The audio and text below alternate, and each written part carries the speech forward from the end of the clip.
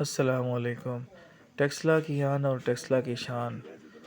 محلہ پھلائیاں کی رہائشی اور ٹیکسلا کے معروف و مشہور ٹرانسپورٹر حاجی محمد یونس خان مرحوم کے صاحبزادے اور سردار زبیر محمود خان کے برادر نسبتی اظہر خان صاحب وفات پا گئے تھے، جن کا نماز جنازہ اعلیٰ ولی قبرستان میں ادا کیا گیا۔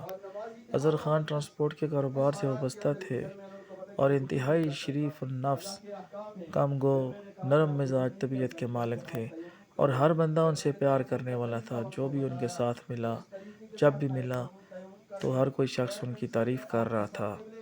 اظہر خان مرحوم کی لوگوں سے پیار محبت کی وجہ سے سیاسی سماجی سرکردہ شخصیات کے علاوہ عام شہریوں نے ان کے نماز جنازہ میں کثیر تعداد میں شرکت کی اور اظہر خان کی وفات پر ہر کوئی شخص رنجیدہ تھا۔ اللہ تعالیٰ سے دعا ہے کہ اللہ تعالیٰ اظہر خان کی آخرت کی منزلیں آسان فرمائے۔ وہ انتہائی نمازی اور پرہیزگار شخص تھے۔ اللہ تعالیٰ ہمیں بھی آخرت کی تیاری نصیب فرمائے۔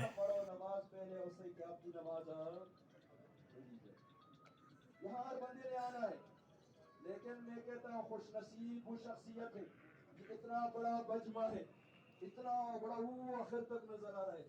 میں کہتا ہوں خوش نصیب وہ شخص ہے کہ اس کا جنازہ پڑھایا جائے۔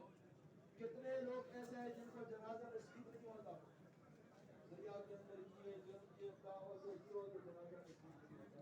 یہ ایسے حضرات جو اپنے اقارب و رشتہ دار، اپنے بھائی اور اپنے کنبے والے رشتہ دار ایک دعا اور کیا بتایا، میں نے ایک دعا کی اسی بات کو جب مجھے گھر بلایا پریشر ہو جاتا بیٹھ بیٹھے اور قبلے کی طرف ایسے ہی کر کے لیکن میں نے ایک دعا کی حج اور عمرے پہ کہ اللہ مجھے 5 وقت نمازی بنا۔ میں نے یہ دعا کی اور نماز کے ساتھ ان کی محبت اور نمازی تھے ہر وقت اس حالات کے اندر بھی۔ پھر میں نے ان کو بتایا کہ وضو نہیں کر سکتا، اللہ کے احکام ہیں۔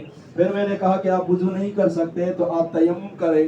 پھر میں نے تیمم کا طریقہ ان کو بتایا کہ اس طریقے کے ساتھ تیمم کر کے بیٹھ نہیں سکتے، آپ کا سر قبلے کی طرف ہے، آپ پڑھ سکتے کہ جو میں سارا کچھ پڑھ سکتا ہوں سب کچھ میں نے کہا پڑھے، اللہ اکبر، پھر نماز پڑھے، سنت پڑھے، نوافل پڑھے، فرض جتنا پڑھ سکتا ہے تیمم کے ساتھ اس وقت کے اندر جو کچھ بھی ہے۔ اور تیمم بھی یہ مسائل ہمیں سیکھنا چاہیے، نماز تمام اس کی چیز کے مسائل اور علم ہونا چاہیے۔ اور تیمم اس نے کہا ختم کیسے ہوگا، میں نے کہا جس طرح وضو ٹوٹتا ہے اسی طرح تیمم ٹوٹ جاتا ہے۔ تو یہ فکر مجھے بھی ہونی چاہیے اپنی نماز کی، آپ حضرات کو بھی فکر ہونے، کہتے ہیں نا پڑھو نماز پہلے اس سے کہ آپ کی نماز یہاں ہر بندے نے آنا ہے، لیکن میں کہتا ہوں خوش نصیب وہ شخصیت ہے جو اتنا بڑا مجمع ہے، اتنا بڑا وہ آخر تک نظر آ رہا ہے۔